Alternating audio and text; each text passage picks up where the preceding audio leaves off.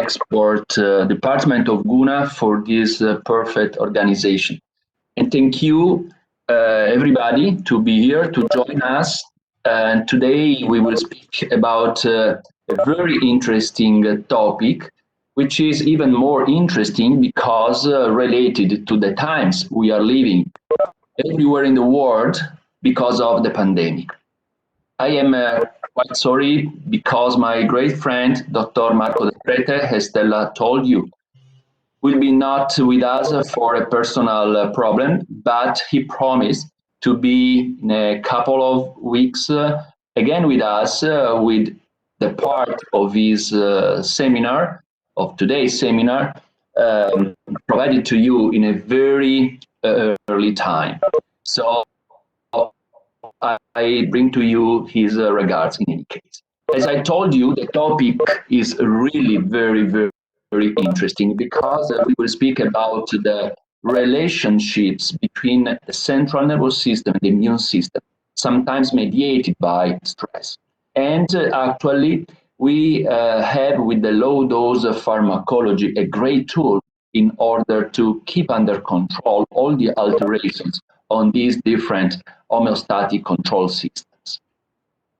Today, I will also share with you the experience of hundreds of Italian doctors in the management of different moments of viral infections, and namely of SARS-CoV-2 infections, which is COVID-19. Unfortunately, our country, after China, was the first one involved in the pandemic. So, unfortunately, we developed a great big experience. As a scientific department, we are tightly connected with many doctors on the field. So, in the past months, but also today with the second wave of the pandemic, we continuously change and share experience as a scientific department for what is concerned the scientific aspect and the most updated literature on this topic. And they give us back their experience applying what we study. So it is, by a scientific point of view, a really interesting experience we are living. This is the menu of today, actually of the part of my seminar, which will be, as I told you, the only one. First of all, we will see the connection between central nervous system and immune system. We will study very deeply the strategy against infections, namely today viral infections. And after knowing these two pillars, it will be easy for everybody to understand which can be the low-dose medicine approach before, during, and after COVID-19. This is the concept that everywhere in the world now is called space-time immunomodulation. That's really a very interesting part of our chat today. And we will go in depth understanding how to use, when to use for each one of the previous sessions, the GUNA medications. Some of you are already experts because I saw some of the names that are in contact with us since a long time. So it will be especially beautiful, the chat we will have at the end of this webinar. Unfortunately, we cannot chat directly as usually when we are in a room, but thanks to the technology, we are always in contact everywhere in the world. I would like to start in this introductory part to the concept that you know very well, which is one, maybe the most important pillar for the fundamental of low-dose medicine, which is psycho, neuro, endocrine, immunological paradigm. As you can see very easily in this slide, we want to underline and focus your attention on the bidirectional crosstalk between all the different homeostatic control systems, namely central nervous system and autonomic system, endocrine system, and immune system. That's absolutely important because this is the starting point of the webinar of today. Please take, take a note about the bidirectional form of the arrows which connect all the three different homeostatic control systems. Today, actually, we will focus on the blue part and the red part of the PNEI axis. Today in the world, the modern medicine is based on the concept of system medicine. So it is not unpredictable that we need to take under consideration in the etiopathogenesis of all the different diseases, including the infectious viral diseases, the role played by the interactome, which is the complex of all the individuals of the society. Why I'm telling this to you? Because all of us in different moments have been in lockdown.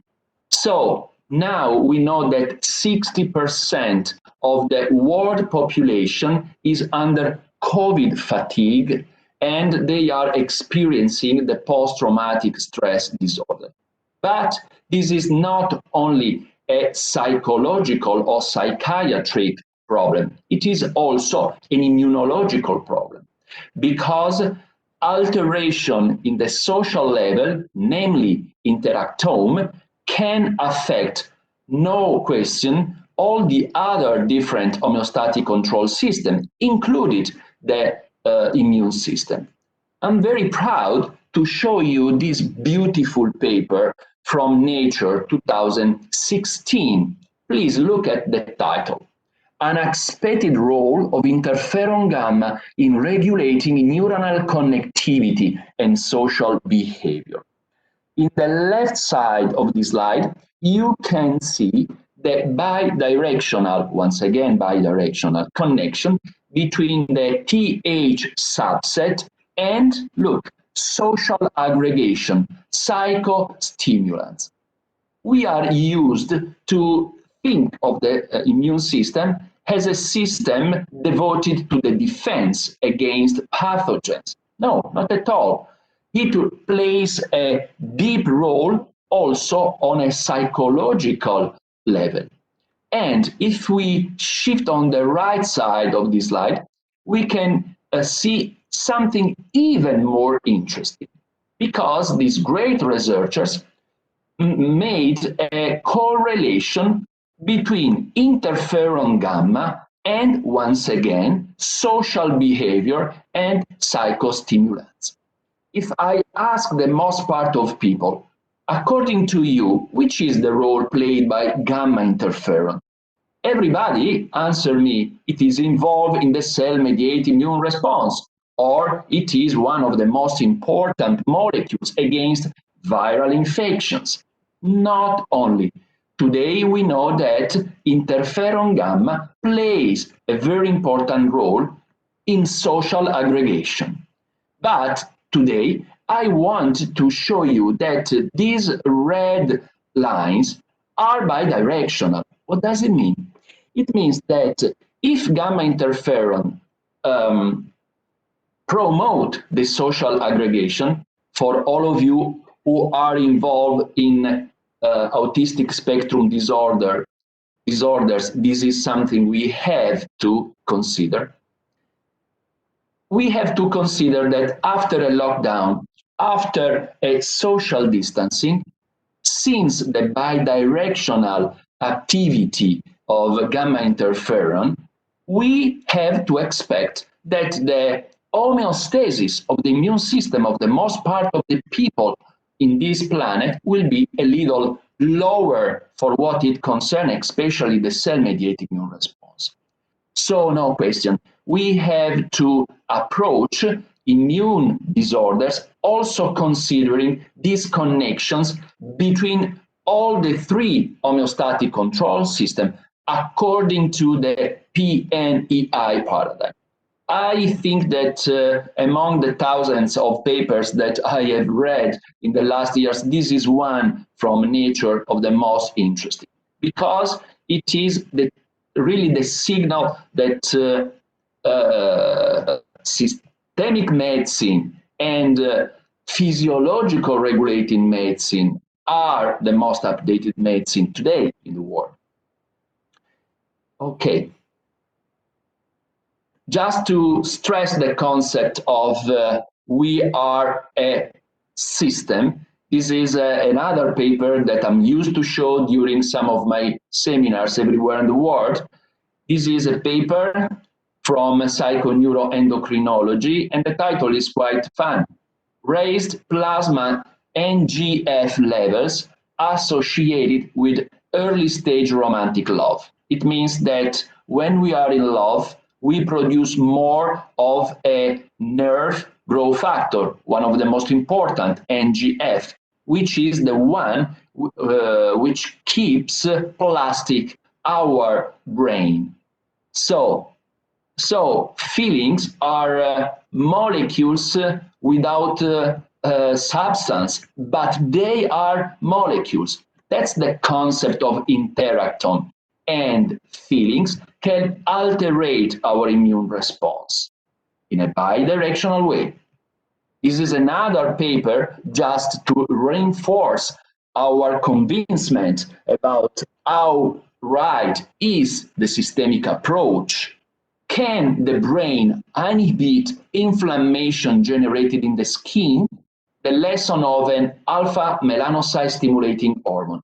That's a great work that showed that injecting an hormone, alpha melanocyte stimulating hormone, in the brain ventriculi, in the central nervous system, in a nanosecond will disappear the inflammation provoked with capsaicin at the level of skin.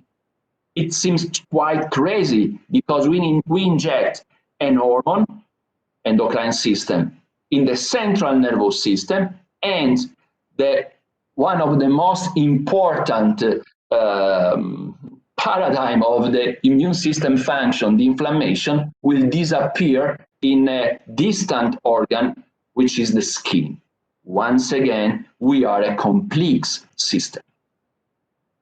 Another interesting paper published in 2013 in Brain Behavior and Immunity correlates the marker of low-grade chronic inflammation, which is interleukin-6, with increasing negative emotion in two clusters of people. The blue line are people from the United States.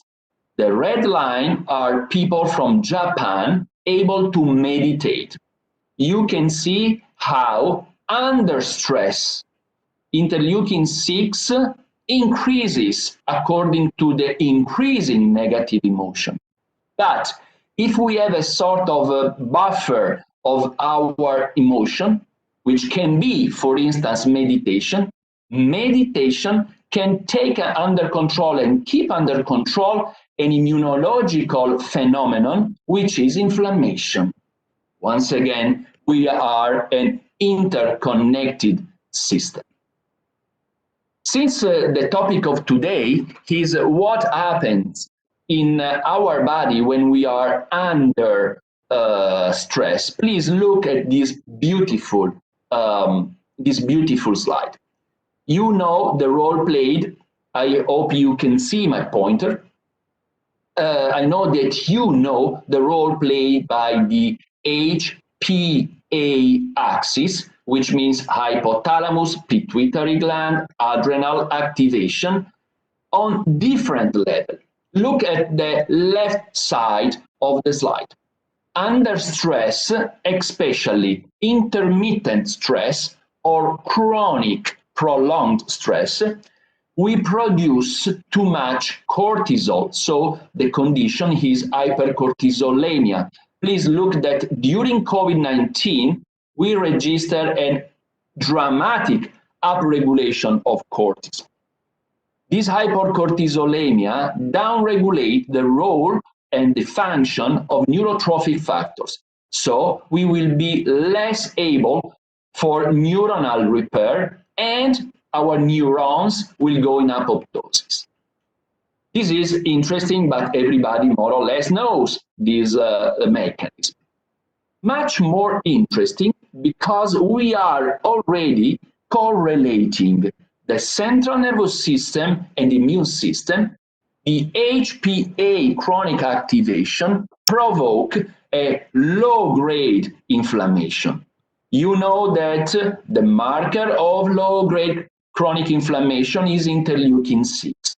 And why it is so crucial in this pathway connecting central nervous system and immune system? Because interleukin-6, upregulated, is able to activate two enzymes, 2,3-indolamine deoxygenases and tryptophan deoxygenases. They are two very important enzymes because when activated, such as in this case, they make the pathway of serotonin synthesis, tryptophan, 5-hydroxytryptophan serotonin, shifting in the kynurenine pathway. If you don't know what kynurenine is, it is a fake serotonin, but with a very high affinity for serotonin receptors. So, kynurenine occupy the receptors for serotonin, and now serotonin is not more able to bind the cell membrane receptor. Furthermore, kynurenine also has a neurotoxic activity, able, for instance, to provoke hippocampal atrophy and all the consequences that is easy to understand will be memory, cognitive deficit, and sometimes also provoking the onset of some neurodegenerative diseases like dementia, including Alzheimer's. So it's interesting to know the role played by stress, the stress we are living in this time.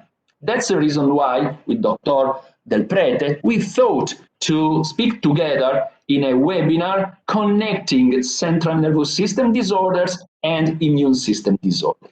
Today we will speak more about immune system disorder, but I will try to underline some passages that Marco prepared for you. The role played by inflammation is so important that, for instance, in 2016, Neurobiology of Stress published this interesting paper performed by the scientists of the Mount Sinai Hospital in New York, integrating interleukin-6 into depression diagnosis and treatment. This is interesting because even depression is an inflammatory disease. Why we thought to take under your consideration with this paper? Because everybody in the world knows that in the stage 3 of COVID-19, we observe the interleukin-6 storm, which is responsible of thromboembolic problems.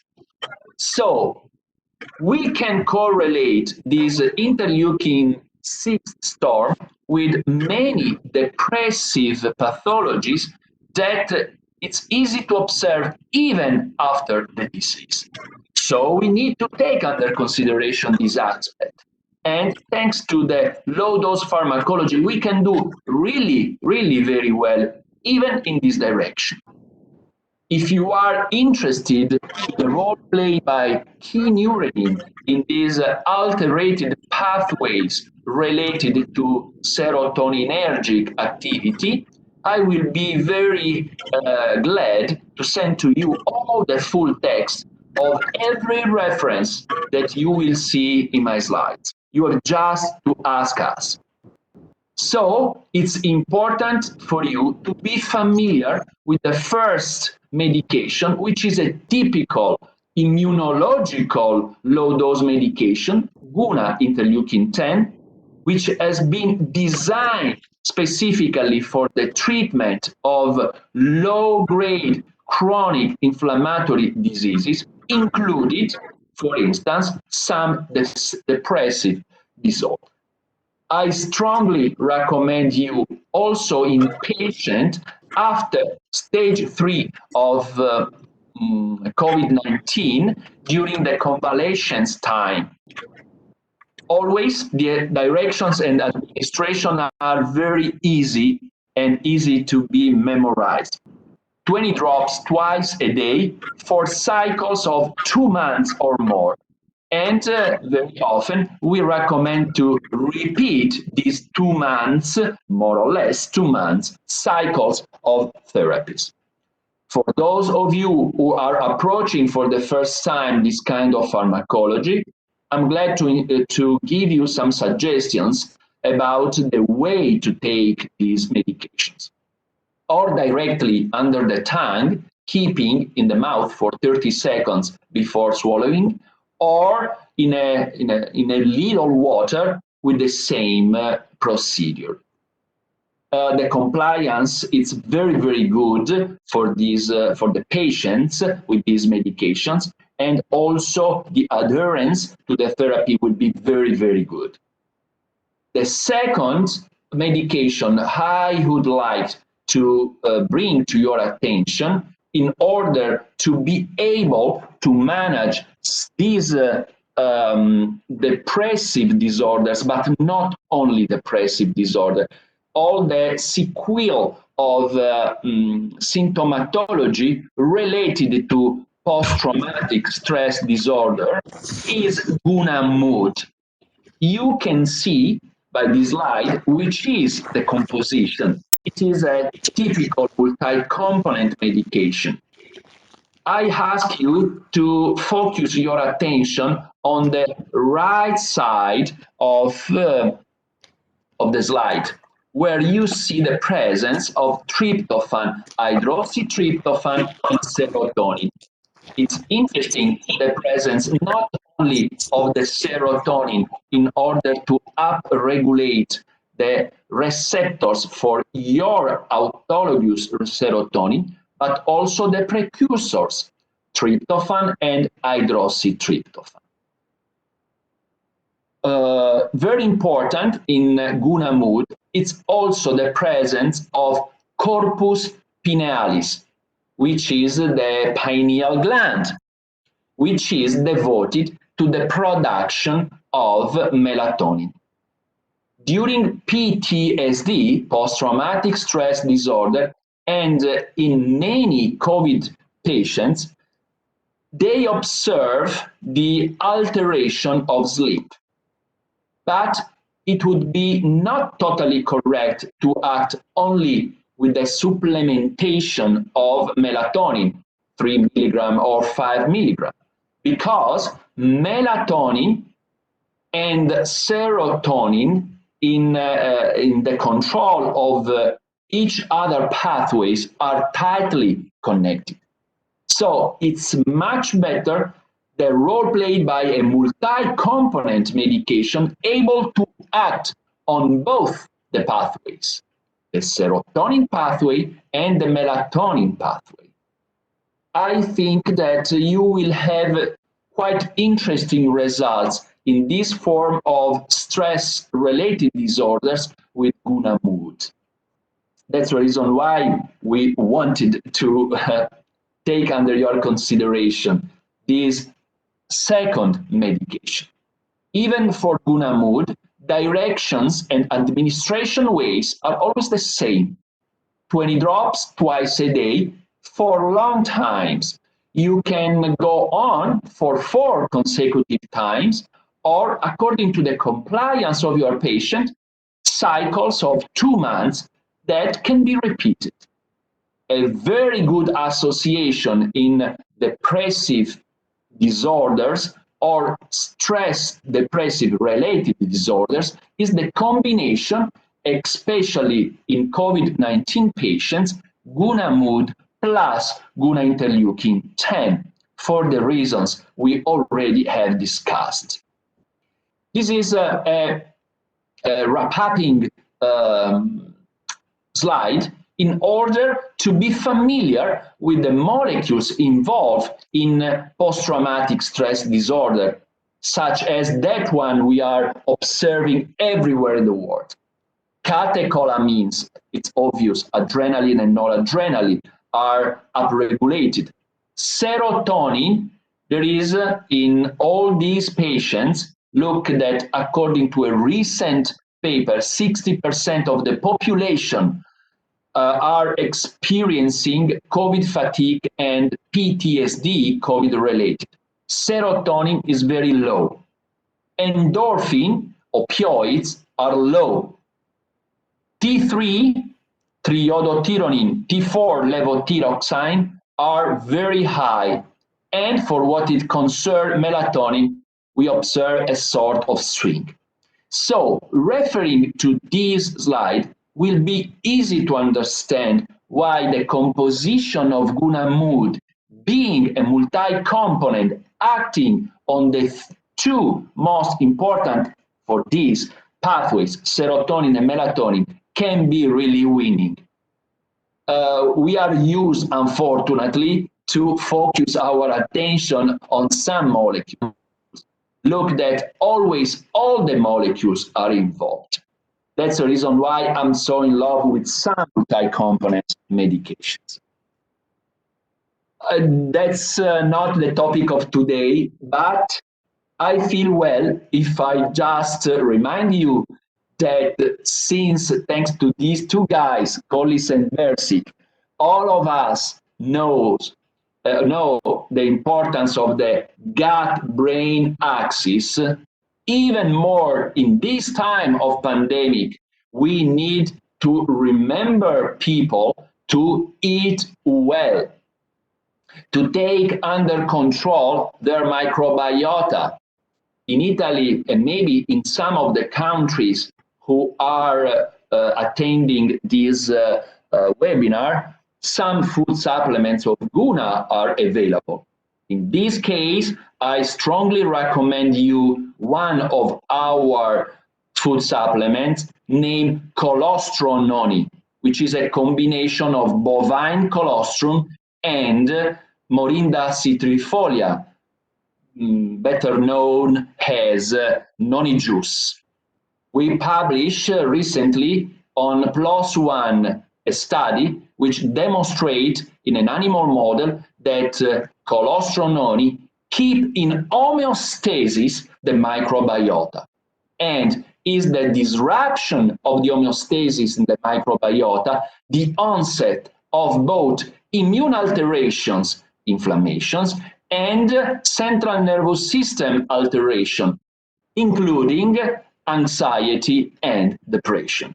So please take under control also the gut of your patients. We are speaking about the system medicine, the two directions.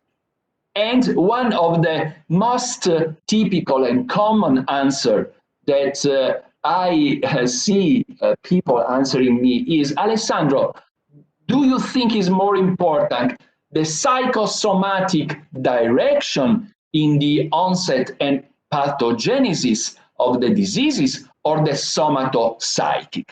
Neither one nor the other, because in that way we would be very reductionist. But we are speaking about physiological regulating medicine, which is a systemic medicine. So please take under control the role of the central nervous system affecting distant organs. But also, please never forget the somatopsychic directions. Everybody knows the psychosomatic direction, stress and ulcer, stress and labial herpes. Less people know the somatopsychic direction, but an immune system under stress will alterate as we have seen before, the central nervous system function. We observe a typical somatopsychic direction, for instance, in mood swing in postmenopausal syndrome, because estrogens are strongly involved and in connections with the cells of the nucleus, of the nuclei of bulbo and raphe in the central nervous system. So always there is, and we can find this kind of correlations between the three homeostatic control systems.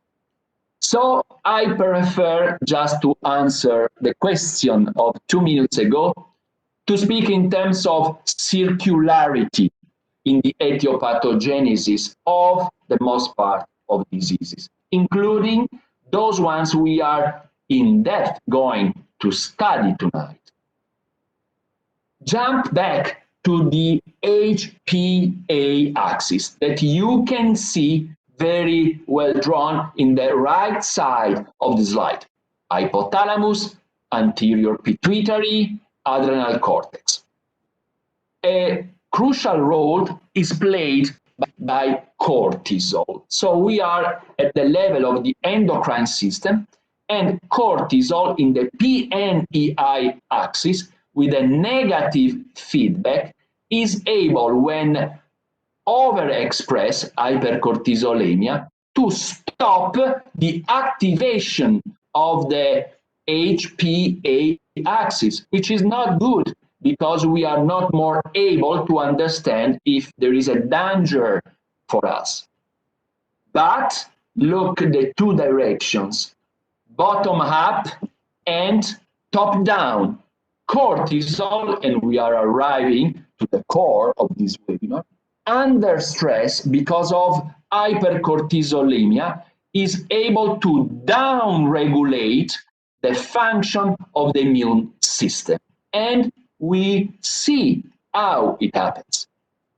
This is a slide that absolutely you have to take under consideration. This is the first take home of today. Under HPA, hyperactivation because of stress. I have to stay close in the house. I switch off the TV and all the news just terrorize us. Our adrenal cortex start producing a lot of cortisol. What happens to our immune system? Hypercortisolemia down-regulates Th1 subset. We will study a lot Th1 in a couple of minutes. Th1, among all the functions they have, are devoted also to the production of gamma interferon. Gamma interferon is the signal for CD8+ in our immune system to differentiate themselves in T cytotoxic cells, which are the killers of a cell infected by a virus. So you easily understand that if we are under stress because of the hypercholesterolemia, these pathways will be blocked, will be interrupted, and our cell-mediated immune response will be deficient. So it will be a party for the viruses. Please take under consideration this important slide today. Interesting, just to support what Professor Edward J. Calabrese, speaking about hormesis, always says. Cortisol has an hormetic response. In fact, in acute stress, cortisol is able to up-regulate Th1, but just for a short time. And that's the reason why of the terrible inflammations. But during chronic stress, as you can see very well, we observe via cortisol the switch Th1, Th2 with hyperactivation of Th2, downregulation of Th1, and immunosuppression. So, how much important is to know this kind of mechanism? Why? Because using some signaling molecules under the form of low dose medications, we are able to restore even the homeostasis of the cortisol. So now we are ready to see what can we do in order to immunoprotect millions of people on this planet, but also how to manage, according to the experience of the Italian doctors, the disease during and after.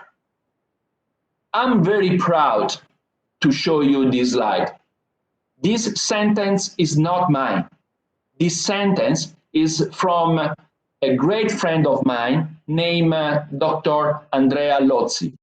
Andrea Lozzi is a general practitioner in Lombardia, northern Italy, in a little city named Codogno, which has been, in the first wave of the pandemic, our Italian Wuhan. He was involved taking care of his patients 8 hours consecutively every day for months, going for house call even for 40 times every day. So the experience Andrea developed is a world patrimony, and I'm here sharing especially Dr. Lozzi's experience with you today. Andrea always say, Alessandro, you know why Guna pharmacology is so winning? Because you are able to immunostimulate without inflaming and to reduce the inflammation without immunosuppressing. The second bullet point, to reduce inflammation without immunosuppressing. We are going to see that during stage 3 of COVID-19, when we observe the interleukin-6 storm, is recommended the use of dexamethasone, 1.5 to 3 milligram per day, and sometimes during hospitalization, they arrive even to 6 milligram per day. That's great, because dexamethasone, no question, is able to take under control this dramatic inflammation. But the consequence is that the patient will be immunosuppressed. So those residual viruses will do a part. Instead, you are going to see and learn about some of those medications which are able to do exactly what Dr. Lozzi says.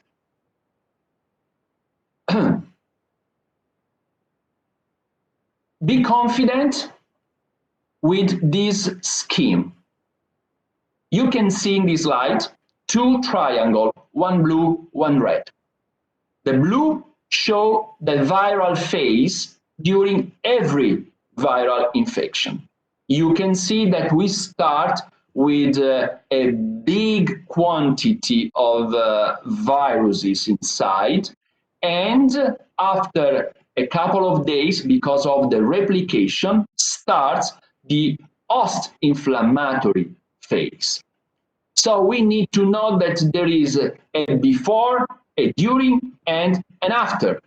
And the strategy, according to physiological regulating medicine, using low-dose pharmacology, has to be different in these 3 different moments. To go even more in depth, that's absolutely important to understand how and when to use Guna medications. If you are in a good immunological homeostasis, the left part of this slide, for instance, because you have a good expression of interferon gamma, interleukin 2, but also interleukin 7, and so on, it's more difficult for a virus to go inside of your body. But if these molecules are too low, for instance, because of stresses, that's the perfect condition for the viral attack. So you can see the viruses going inside of the body. As we will see even better later, viruses are so smart that in order to conquer the host organism, make the host organism producing a cytokine, which is the interleukin 10, that now overexpressed is responsible of the immunosuppression. This is the so-called immune escape mechanism used by the viruses to stay better inside of your body. After the viral phase starts the inflammation phase in the host. Please take another note. Interleukin 1 is involved in the onset of the early stage inflammation in COVID-19. You have to know that interleukin 1 has an half-life very short, but the spike in its increasing level is really dramatic. We will be able to act especially on this excessive upregulation of interleukin 1 during the management of COVID patients. After the spike of interleukin 1 in the early stage of every viral infection, follows the overexpression of interleukin 6. In normal viral infections, interleukin 6, after an initial spike, it goes down. In COVID-19, and this is the problem of the problems, it remains upregulated, but not a little upregulated. In literature, this time is called interleukin 6 storm. Interleukin 6 is responsible of lung thromboembolic and not only lung phenomena. So we need to know this chronobiology in the involvement of these cytokines, because with our medications, we will be able to counteract these cures. So I'm going to show to you what to do during the immunostimulation. So in your healthy patients, during the first phases of the disease, where you have to immunostimulate and to start taking under control the inflammation, what to do during an inflammation phase, and what to do after, I mean during convalescence, and to prevent relapses. In terms of medications, according to the space-time management of viral diseases, including COVID-19, we recommend cytomix, guna interferon gamma, guna flu for the immunoprotection in healthy persons, billions of humans on this planet. But we also recommend cytomix, gamma interferon, a little less guna flu during the initial viral phase when the patient is positive, asymptomatic or pauci-symptomatic. Please take under consideration cytomix and guna interferon gamma. I will show you which kind of directions.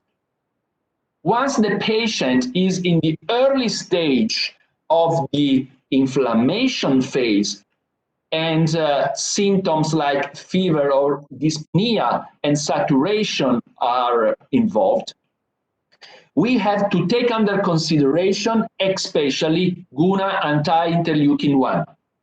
For those countries where it's not available guna anti-interleukin 1, you can do very well even with gunaflam. Gunaflam is the referring medication for the overt stage of this disease, when you have a systemic inflammatory response syndrome. I have to be very clear. In this phase, please forget to manage the patient only with gunaflam. It's mandatory the overlapping with other pharmacological interventions. According to some guidelines here in Italy, dexamethasone with the dosage I already told you. And once again, cytomix that has to be used for the convalescence and to prevent possible relapses.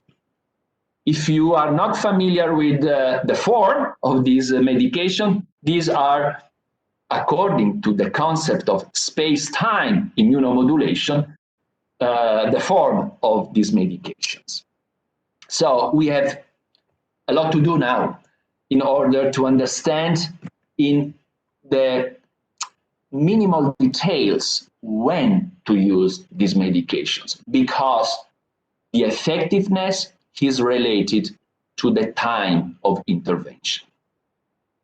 Before first chapter, please focus your attention on the role of the innate immunity.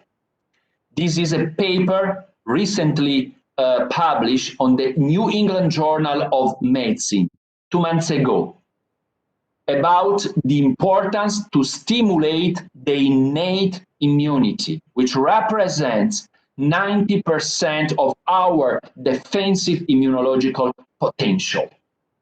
Look at that with guna medications, in terms of immunomodulation, you will be working exactly there. And not only there, but exactly and mainly there. Just to remember, you are scientists, so you know everything about this. But when we speak about innate immunity, we are speaking about the anatomic barriers. For instance, the epithelial monolayers of the respiratory mucosas, the physiological barriers, lysozyma, interferons, and the complement cascade. The endocytosis and phagocytosis mediated by cells that you can see on the left side of the slide, macrophages, for instance, and the inflammatory barriers that are mediated, for what it concerns the innate immune response, by interferon gamma. That's the reason why we are so maniac for interferon gamma. Interesting is the role played by another cell of the innate immunity, the dendritic cell. It has a capability of phagocytosis as well as macrophages, but it is a crucial antigen-presenting cell. So the dendritic cell for me is so important because it is a sort of link between the innate first front of the immune response and the adaptive immunity. Why? Because it's the dendritic cell which present to the T-naive cells the antigen, for instance, the virus, in order to stimulate the T-naive cell to differentiate themselves in Th1 or Th2, for instance, as you can see very well in this slide. So now we are on the second side of the moon, the adaptive immunity of our immune system. With guna medications, we work both on the innate and on the adaptive immunity for what it concerns mainly the TH pathway, which is absolutely important because TH pathway means cytotoxic aspecific response, which is so important against viruses. In fact, look at this animation in my slide. You have at the beginning one virus. When the virus attacks your cell, it replicates itself. Look that microbiologists don't consider viruses as vital. In fact, they don't have any apparatus for the production of energy. They use your mitochondria. They don't have ribosome for the protein synthesis. They use your ribosomes. So we can consider them like a sort of parasites that need your cell. And when they attack your cell, they replicate themselves and then spread out themselves, attacking all the other cells. So why, please look, the cell-mediated immune response is so important? Because it is involved in the cytotoxicity, which means that if you have especially T cytotoxic cells and natural killer cells, which are those two cells that Mother Nature gave us for the cytolysis of the cells infected by virus, you will attack immediately the cell infected by the first virus, and you will block the viral infection. So if in prevention we will be able to increase T cytotoxic cells and NK cells, we will be doing a great job. For those of you who are interested to know which are the mechanisms of killing of the cell infected by the viruses adopted by T, C, and NK, mainly they are mediated by substances named perforins or granzymes, which alterate the cell membrane, and in that case, the cell dies, and dying the cell, the virus don't have more any part. It's important in order to keep very active T, C, and NK cells, the role played by these two cytokines that you are going to see are two of the main components of a very well-known GUNA medication. These two cytokines are interleukin-2 and gamma interferon. If you want to have good subsets of TC and NK cells, you need to stimulate them with interleukin-2 and gamma interferon. But if you are under stress, your interleukin-2 and gamma interferon will be low. That's the reason why you will need the intervention from outside of a medication based on those two interleukins. In fact, gamma interferon loves T cytotoxic cells, but loves also natural killer cells.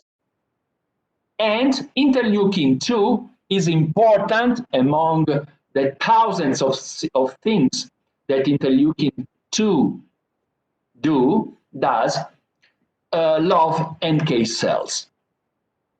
Gamma interferon is the most important immunostimulating cytokine, especially in kids.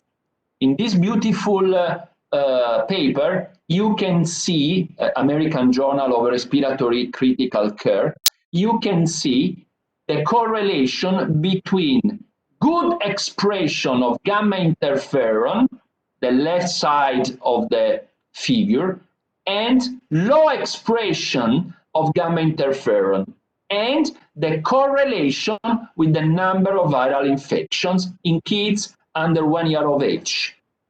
If these kids have good quantity of gamma interferon, they will be protected against viruses. If they don't have it, they will be very exposed to viral infections. These are those kids affected by recurrent respiratory infections. What is gamma interferon for very young people is interleukin-2 for elderly people.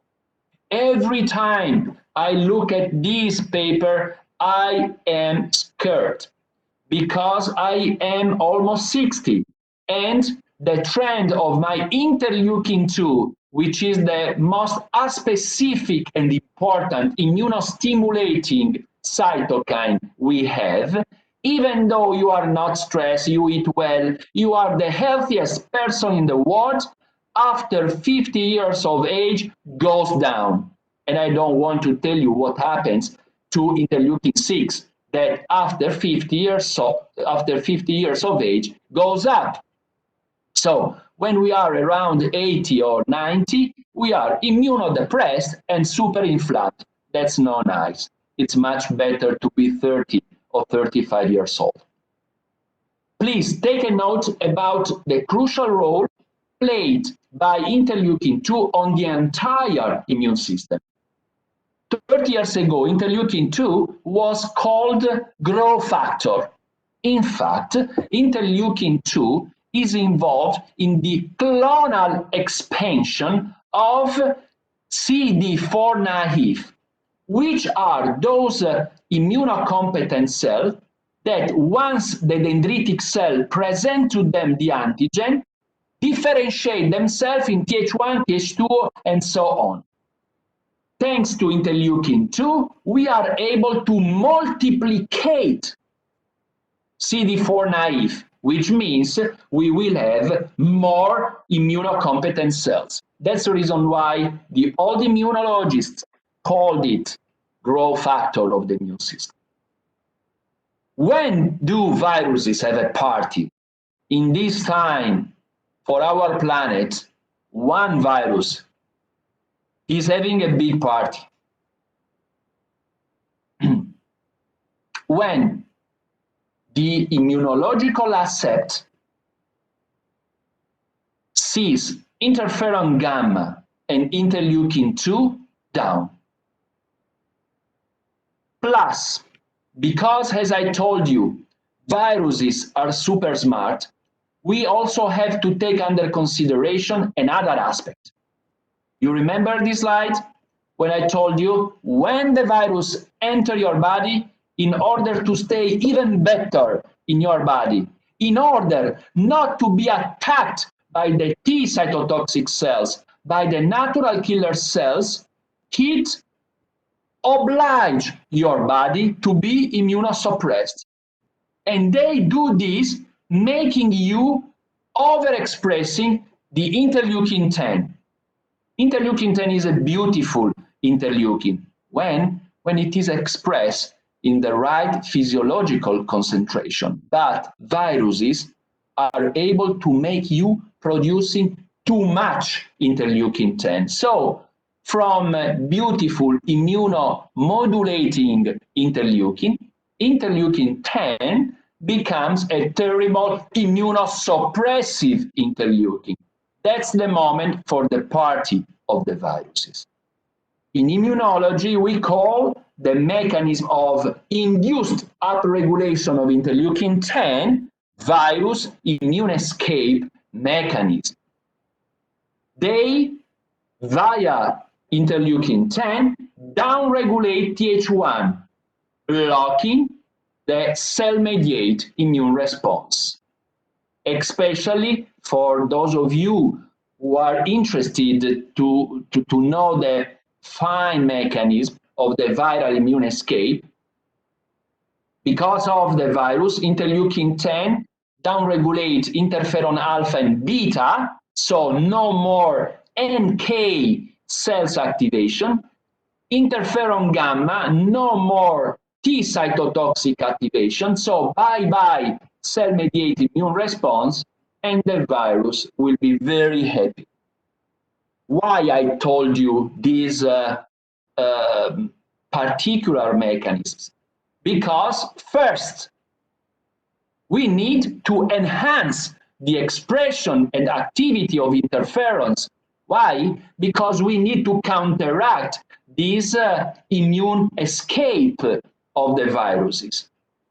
We produce in our laboratories a physiological low dose of interferon gamma that you have available under the form of a medication in drops. We privilege gamma interferon more than other form of interferons like alpha interferon, omega interferon, lambda interferon, because interferon gamma is a sort of precursor of all the other different interferons. In terms of immunoprotection, but also, as you can easily understand, during the first initial viral phase, when the patient is positive to the swab, gamma interferon, 20 drops twice a day for 2 to 4 months in the immunoprotection in healthy people. And we will see, even with more frequent administration for 7 to 10 days during the positivity, better if in early stage of the patient. And in order to block the viral immune escape mediated by the upregulation of interleukin 10, we need, according to the concept of cross-regulation that we use in low-dose medicine, we need to use interleukin 6. Where do we have both gamma interferon, interleukin 6, and interleukin 2, which are the component of the perfect immunological triangle in this masterpiece, honestly, masterpiece of low-dose pharmacology named Cytomix. The medication is in pellets. I will show you how to take it. But for me now, it's even more important, the composition. You can see 3 cores of components: green, blue, and orange. The most important core, as it's easy to understand, is the blue one. So important for the onset of the immune response. You see interferon gamma, interleukin 6, interleukin 2, but please look also at the presence of this cytokine, which is granulocyte colony stimulating factor. Look that granulocyte polymorphonucleates during COVID-19 decreased dramatically, less 30–40% the blood of those patients. So I'm used to always emphasize gamma interferon and interleukin 6, but how beautiful is the presence of GCSF? So this is the immunological network.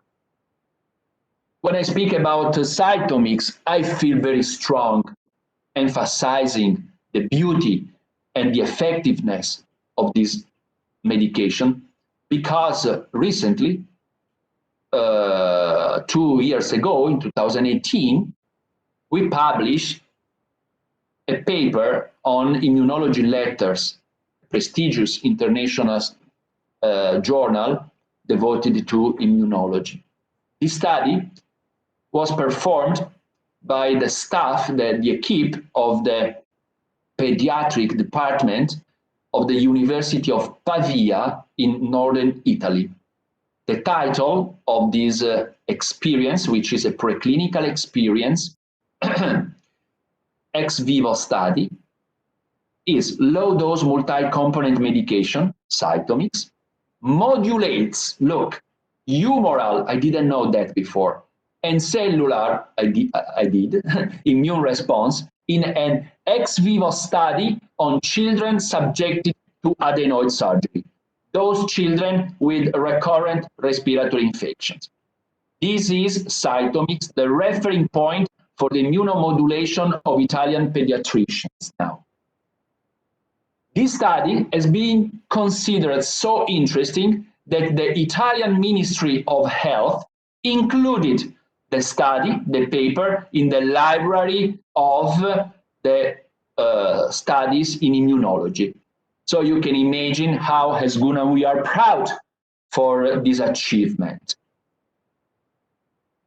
This is what they did in a very short way, a brief way. They took the adenoids from these kids, they make a squeezing of the adenoids in order to obtain the adenoidal mononucleate cells.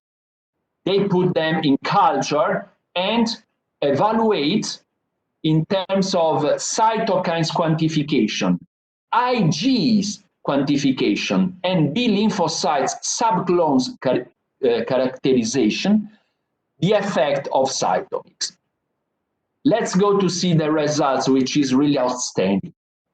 First of all, I was convinced, personally, Alessandro, that cytomix was able only to work on the cell-mediated immune response of the adaptive immunity. No, because you can see, please, in black are the cells treated with cytomix, in gray, the cells treated with the placebo saline physiological solution. You can see that cytomix is able to increase the expression of B naive, be able to switch, be switched, those ones which are becoming plasma cells producing immunoglobulins. So it's beautiful because cytomix accompany all the maturations of these cells till the productions of antibodies. But what is impressive, it's impressive every time I look at it, is the effect of cytomix on gamma interferon. You can see that cytomix is able to double the expression of gamma interferon, always inside of the homeostatic range. And I hope I have been sufficiently stressful with you about the central role played by gamma interferon if you want to have a good cell-mediated immune response. Do you remember that viruses with their immune escape mechanisms mediated by interleukin-10 are really bad? But increasing interleukin-6, we counteract the storm of interleukin-10, so we counteract the immunosuppression induced by the viruses. And please never forget that interleukin-6 are definitively fundamental for the production of IgA, at least for the isotypic switch of IgA. And why they are so important? Because they are located on the mucosas where we need to be protected against viruses. We downregulate interleukin-10, so bye-bye viral immune escape. I mean, it's really a perfect architecture in this medication. And you can see that we increase the expression of IgM and IgA. Don't be surprised that we don't increase IgG, because you know that because of the isotypic switch increasing IgM and IgA, we couldn't also see an increase in expression of IgG. Cytomix has been also tested in a clinical trial, and the clinical trial pre-confirmed, because it was before the data we have seen in the study of immunology letters. I am very proud to share with you the satisfaction of the submission to the ethical committee of the clinical trial on cytomix that is going to start in this month in 3 universities of Italy, Pavia, Varese, and Catania in Sicily, where we will treat children with immunodeficits, especially recurrent respiratory infections. I think that by the end of 2021, we will have the results, and it will be another chance to another webinar altogether. So, our goal in prevention: cytomix, 5 pellets a day, every day for 3 consecutive months. Honestly, in Italy, myself for first, I am under cytomics since past March, 5 pellets a day, because that's a really bad virus and I don't want to give any gate entry to it. In fragile patients, according to the Italian doctor experience, once again, I need to thank Marco Del Prete, Andrea Lozzi, and hundreds of other Italian doctors for sharing with me, with Guna, their experience. In fragile patients, for instance, elderly people, it's better this combination, cytomics plus Guna interferon gamma. 5 pellets a day for cytomics, 20 drops a day, twice a day, 20 drops twice a day for what it concerns Guna gamma interferon. Elderly people or people with a bad anamnesis for history of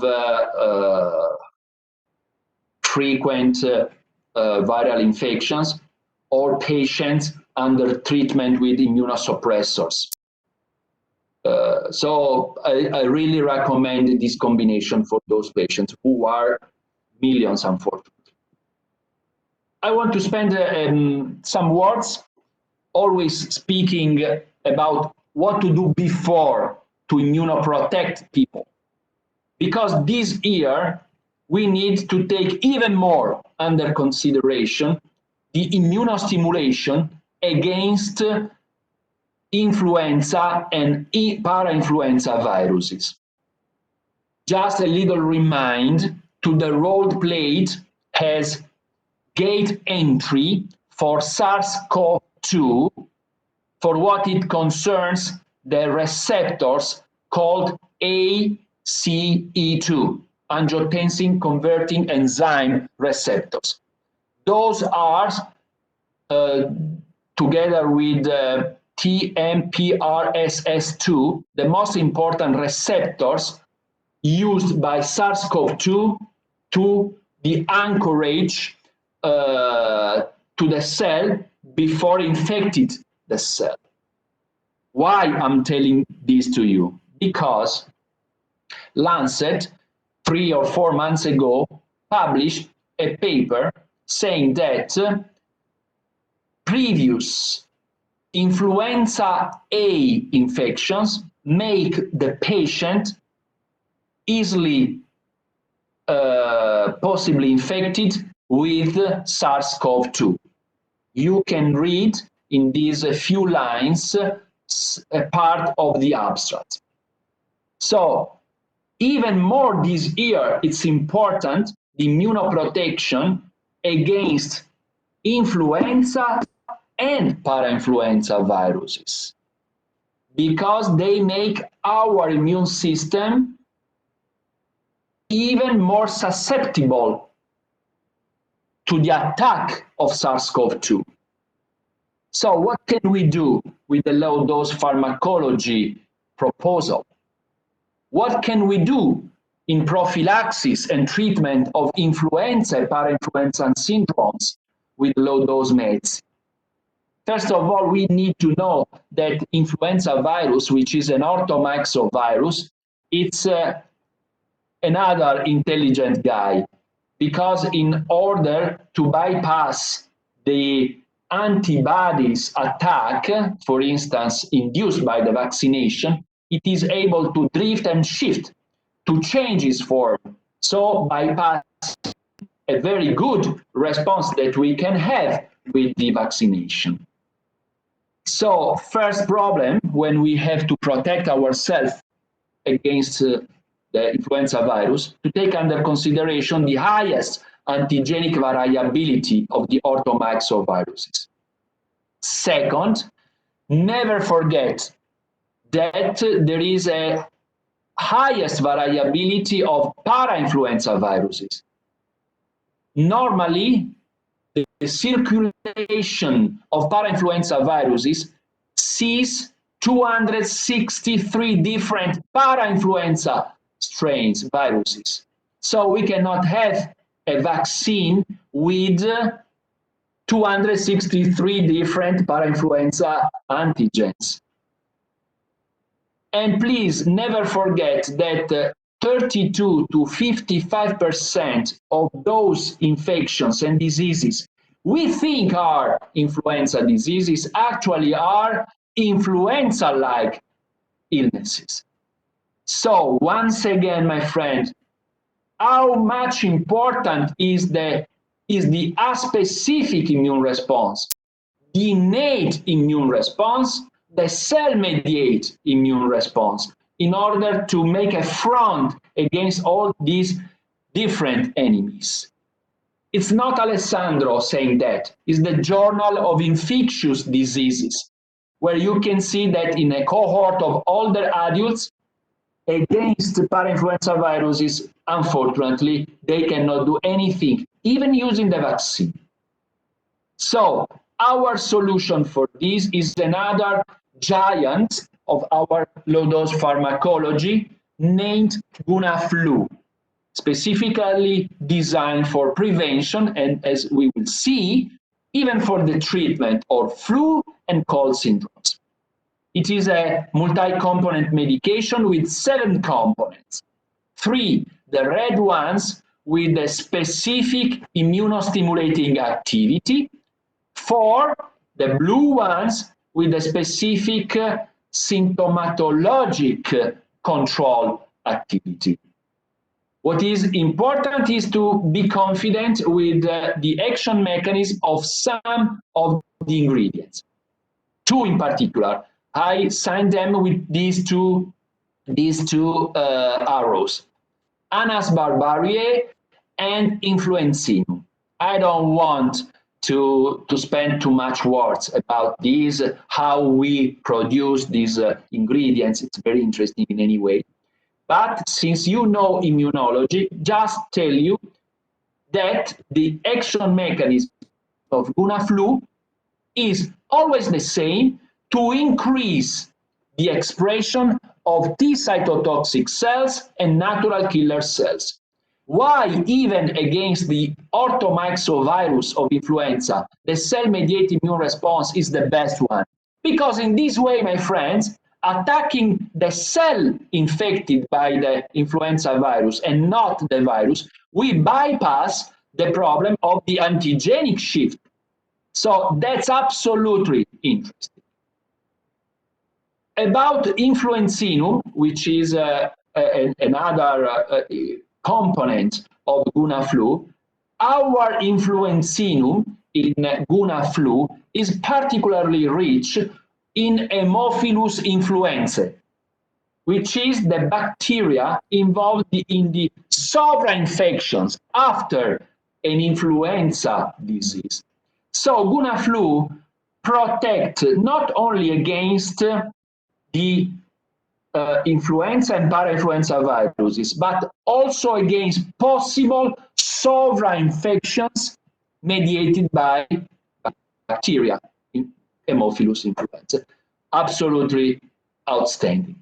Interesting, it's also, for its role in the immunostimulation, Echinacea angustifolia. Today, thanks to some studies in molecular biology, we know that Echinacea plays a double role. From one side, it has an anti-inflammatory activity. It downregulates interleukin-1, 6, TNF-alpha, COX-2, but also it's able to stimulate, once again, interferon gamma. So it synergistically helps Anas barbariae and influenzinum in the cell-mediated pathway. Absolutely interesting. This is also what Asclepias vincetoxicum does. It stimulates Th1 to produce gamma interferon, stimulating CD8 to become T cytotoxic cells.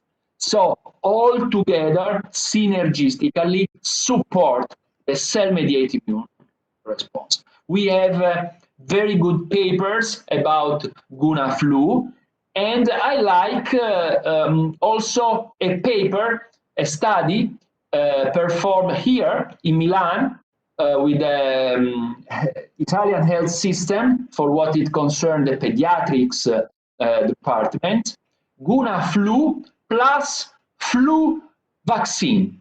It's possible to combine. It's possible, and it's nice because, especially in fragile patients, for instance, with the cardiovascular disease, where the flu vaccine is mandatory, but it doesn't cover against possible drifts. That's the reason why combining Guna flu, we can really have a boosting effect also of the vaccine. So the beauty of low-dose pharmacology is that really you can combine with every possible treatment you love. Interesting is also the presence in Guna flu of a core of symptomatic remedies. For those of you who knows phytotherapy and homeopathy, it will be easy to see the presence of aconitum and belladonna, first phase and second phase of inflammation, the two most important anti-fever homeopathic remedies. So beautiful also this core of ingredients in order to manage, first of all, the fever, but also the cohort of symptoms, for instance, myalgias, cough, headache, that always accompany the influenza syndrome. I want to show you some data about a study, a clinical trial, which compared homeography, which is the Italian name of Guna flu, with the paracetamol in some countries called acetaminophen in the control of fever.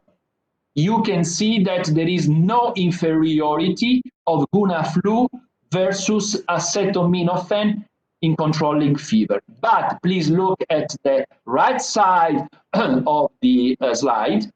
The group treated with paracetamol, once killed, needed in 24% the treatment with antibiotics because of, do you remember the first sentence I show you in this webinar?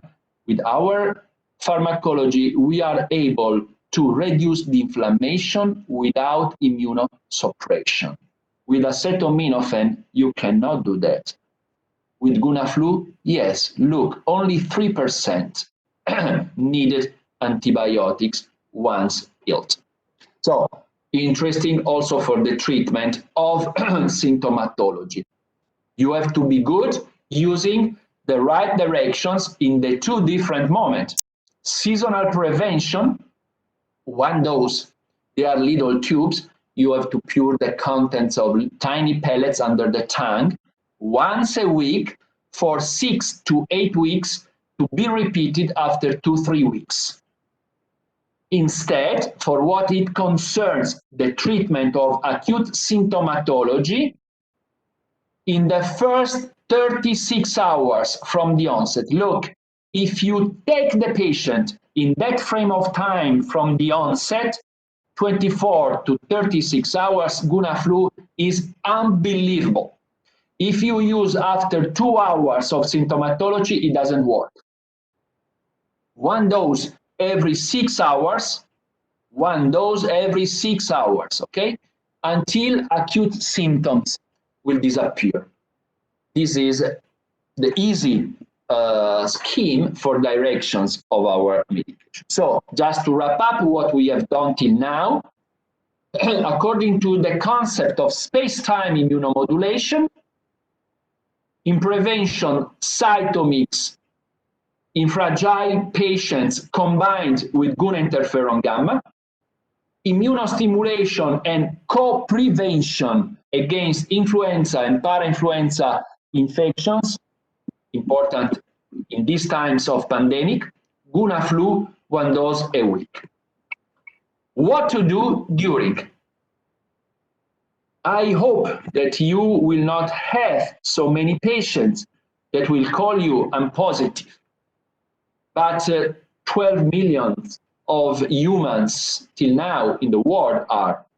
So what in overlapping, please let me underline this concept, with all the other guidelines provided by all the institutions can do low dose pharmacology, can do very well, according to the picture and the severity of every patient. What to do during?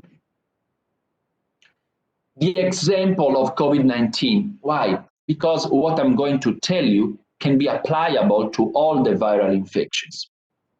And once again, the importance of the correct time-space intervention.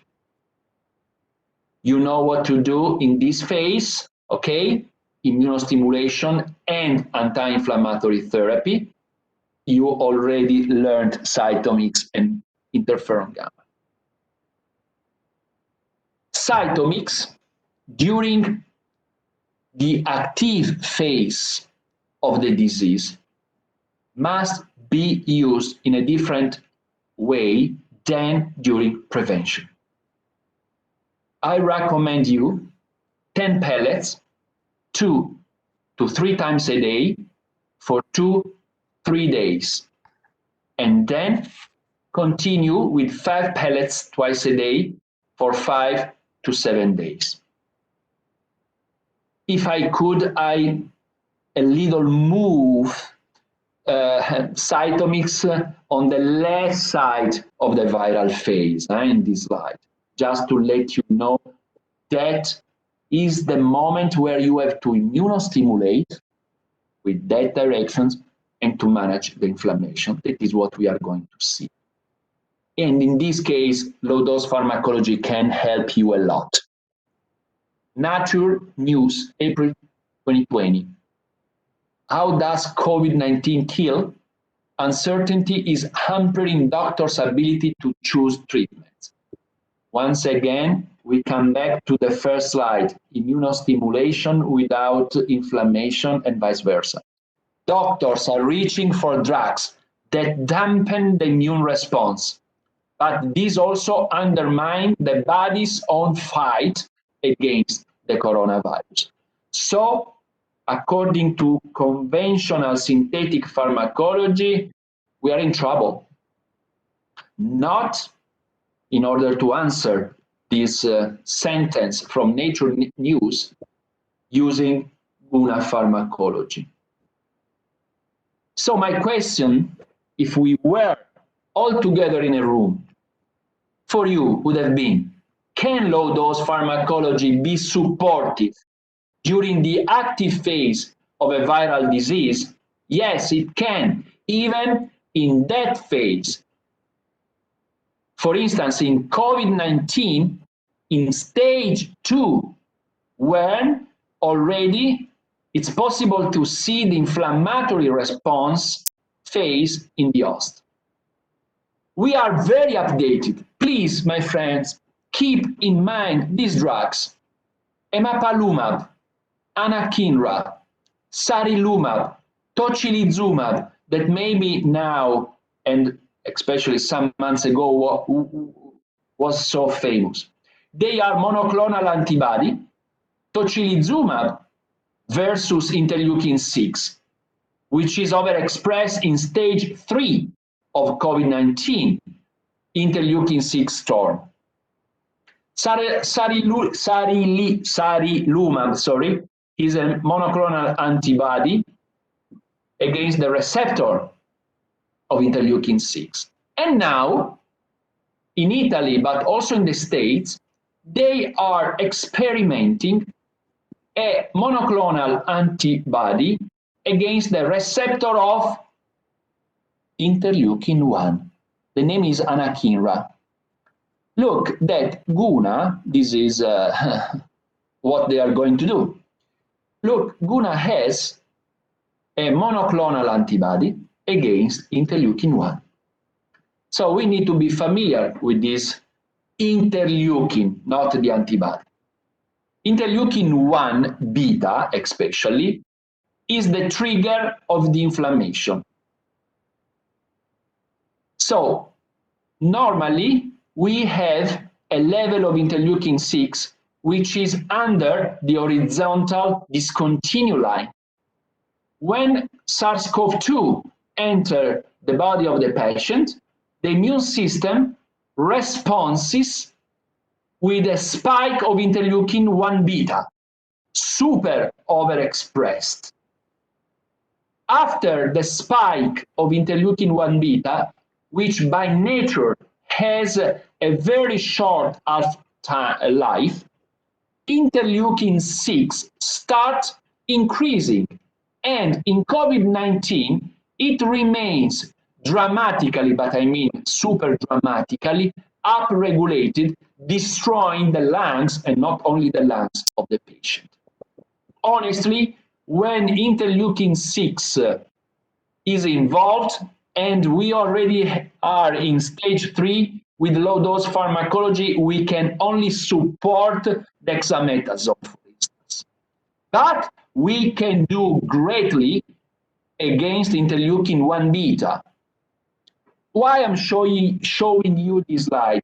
Because if you will be able to downregulate, this is the point, interleukin 1 beta, since interleukin 1 beta is the trigger of the inflammation, the consequent overexpression of interleukin 6 will be much lower. That's the reason why I'm stressing you with the concept of space-time of intervention. So, what we need to do? We have to take under consideration good anti-interleukin 1 in the first phase of the symptomatological appearance. Good anti-interleukin 1. If we relate to the COVID-19 stages, we are in stage 2A, early stage of the pulmonary phase. In this case, you can also use Gunaflam because it contains anti-interleukin 1. When you already are in stage 2B, it means that the patient is symptomatic already by 5-7 days. You can refer even more to Gunaflam. So, prevalence of Gun anti-interleukin 1 in stage 2A, Gunaflam in stage 2B. Honestly, we cannot do so much in the stage 3. In stage 2A, where you still have the presence of viruses, can be still used cytomix, always with the directions of 10 pellets 2 to 3 times a day for 3, 4, 5 days. Good anti-interleukin 1 will work in the pouchy symptomatic patients.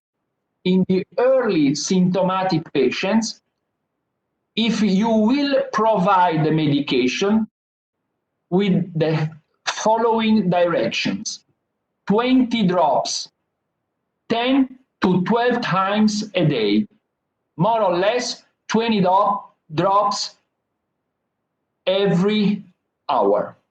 This is what the clinicians in Italy are doing.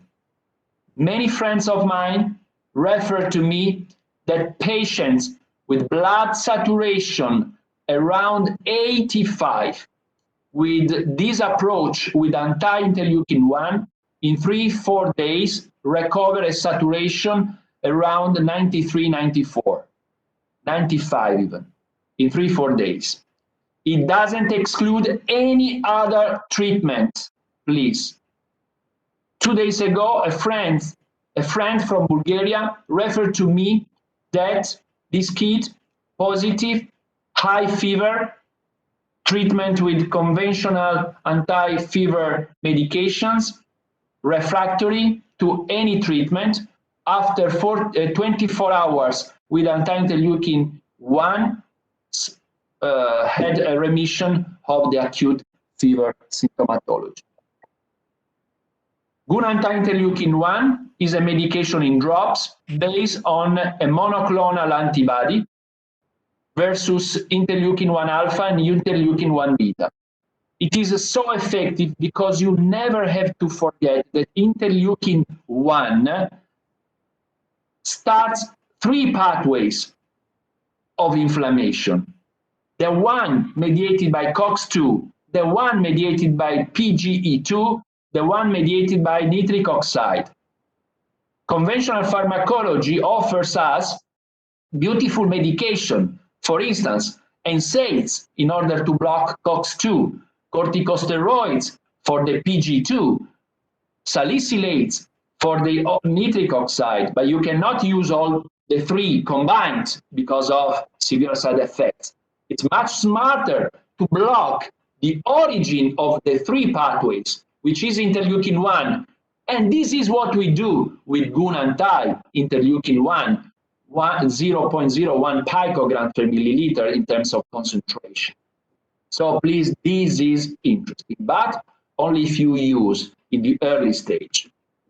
So in order to build our scheme before, during, and we will see also after, immunostimulation in the early stage of the infection, cytomix, and pellets 2 to 3 times per day, and early stage anti-inflammatory therapy, GUN anti-interleukin-1, 20 drops every hour, at least 10 to 12 times a day.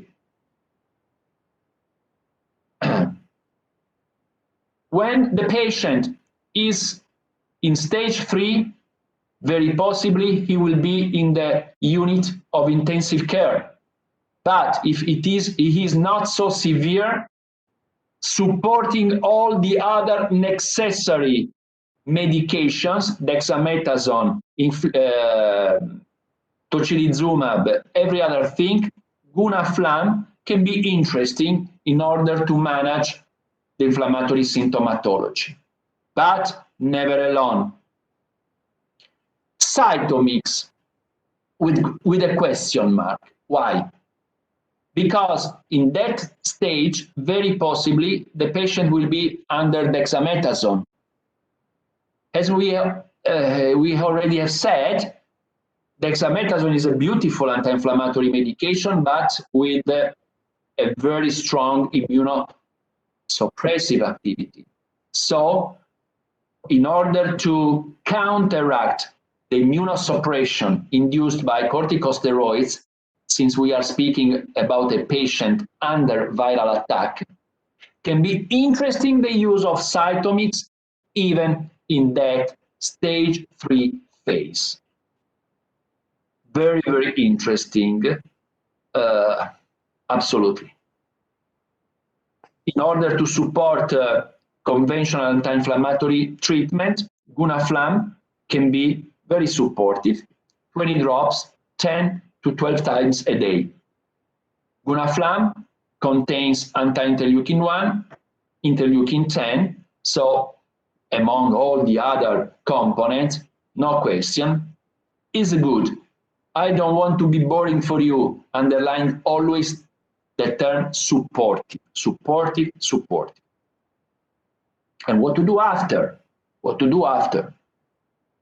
Once again, our cytomix. Cytomix is also the medication for the convalescence and in order to take under control possible relapses. Why? Do you remember one of the components of cytomix, interleukin-2? The growth factor for all the CD4 naive. So, after a so severe disease, such as COVID-19, the immune system is destroyed. We need to support it. So please, cytomix once again. Which will be the recommended direction for cytomix after, according to the space-time immunomodulation, 5 pellets a day, every day, for 2 consecutive months. It will be a sort of caress for the stressed immune system. So in order to complete our scheme, convalescence and prevention of relapses, once again, cytomix. I will be very glad to let you have these slides. So we can wrap up everything. Sorry. Okay, cytomix and Guna interferon gamma before. During, when the patient is already positive. Guna anti-interleukin 1 in the early stage of the symptomatic phase. Guna flam in stage 2B. Cytomix even in stage 2. Guna flam supporting other medications. Cytomix in order to counteract the immunosuppression induced by, for instance, corticosteroids. And cytomix after for the convalescence. For those countries where is available Guna matrix, which is one of our more interesting multi-component medication, according to the experience of especially Dr. Andrea Lozzi, who has been a hero last month curing thousands of patients, he is observing diffuse fibrotic components in several organs, kidneys, lungs, and others. And he's doing very well using anti-fibrotic medications, and one of these is Guna matrix. Guna matrix is really interesting because it counteracts the effect of the deposition of collagen type 3, which is induced by interleukin 6. So the storm of interleukin 6 in stage 3 exit in a fibrotic phenomena.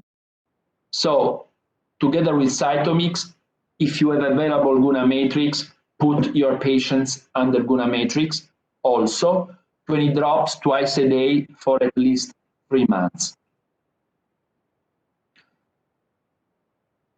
In overlapping with other treatments, honestly, even in our country, there are not official guidelines. So we have to go by tentative. For instance, 2 days ago, remdesivir, which was a very well-known medication for this disease, has been considered not useful. Chloroquine and hydroxychloroquine, a lot of discussion. In Italy, a very good experience has been done in 2 hospitals with the convalescent plasma transfusions. If in your countries this practice is possible, please remember that the titer must be between 160 and 320. And as you can see, they recommend reduced immunosuppression, but they don't have any medication for that. We do that, cytomix and gamma interferon.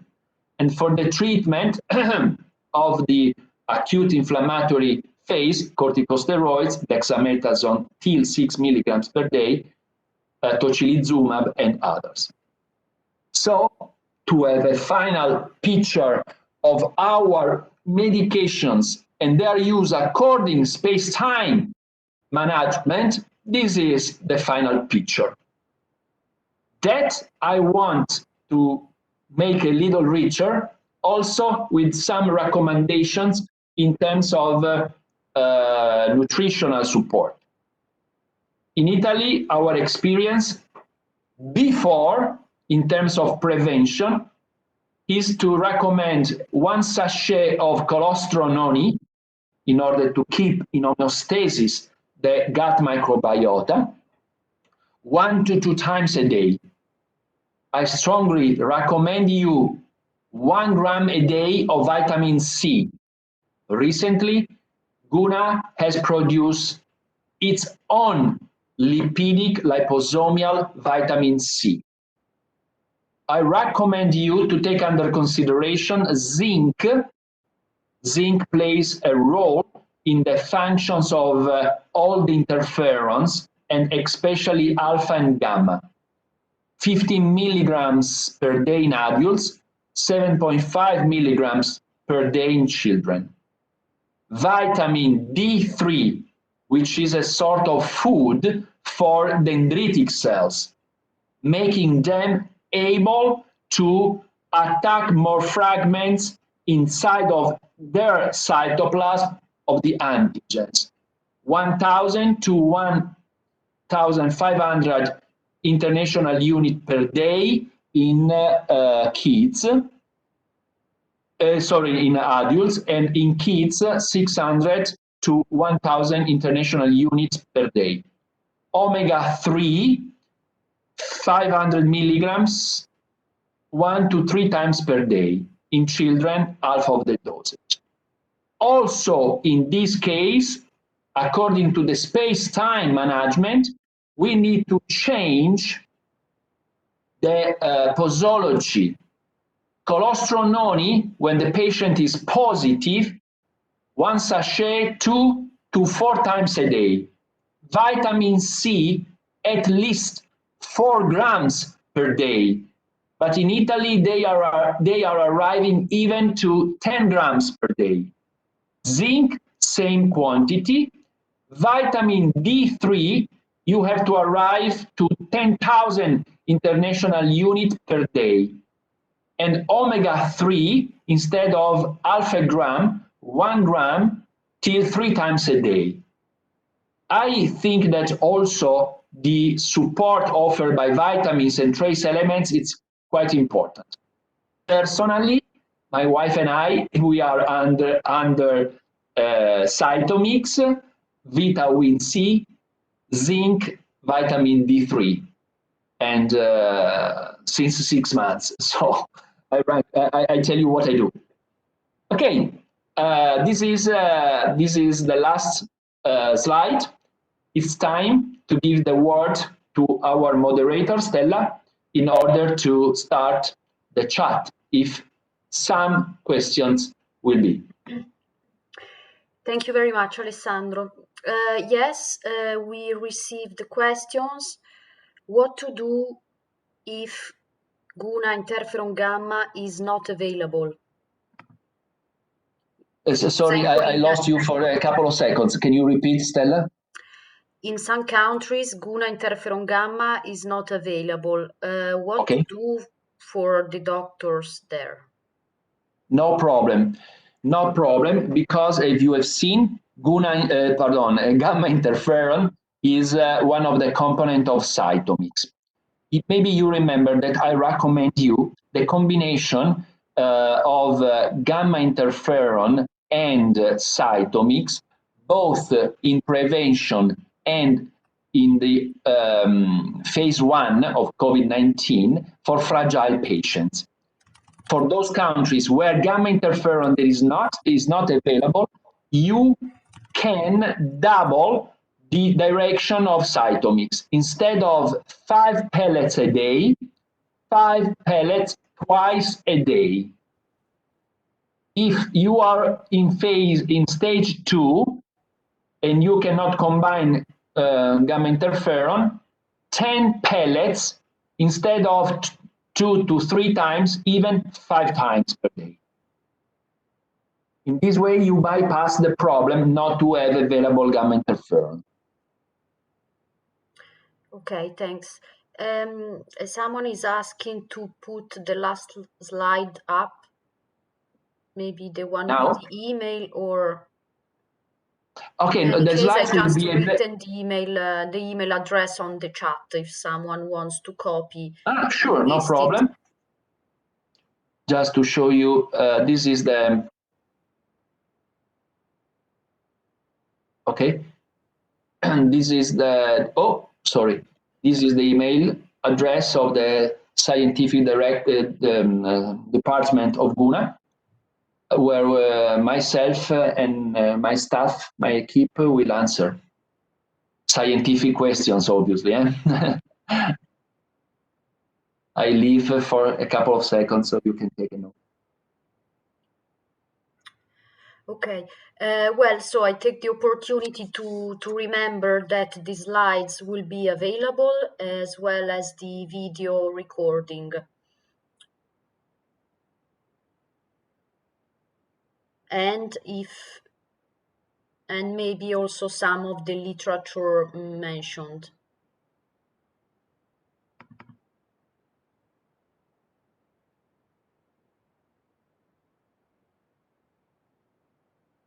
Okay. I cannot see any more questions in the chat session.